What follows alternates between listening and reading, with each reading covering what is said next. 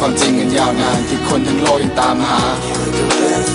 มันอยู่ตรงปลายฟ้ามันอยู่จนไกลสุดสายตาหรืออยู่ในใจของเรามันคือสายน้ำในชีวิตมันคือลิขิตที่ใครกำหนดมันคือสายน้ำที่เลี้ยวลดหรือเป็นทะเลกว้างใหญ่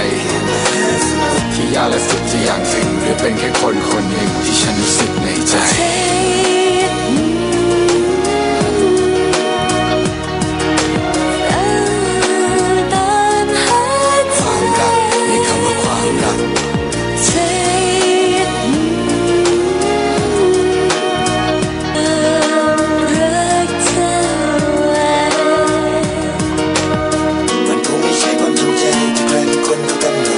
ไม่จริงที่ทำให้ใจไปรักให้ได้ทั้งนั้นแต่หากมันรักไปแล้วก็ยากจะหยุดลงได้มันคงไม่มีอะไรมาทำหรือจะมาห้ามกันได้ง่ายๆฉันจะต้องลืมจะต้องจากจะต้องเจ็บจะต้องหยุดรักถึงมันจะเหลือกี่ชั่วโมงกี่นาทีที่จะต้องทำใจ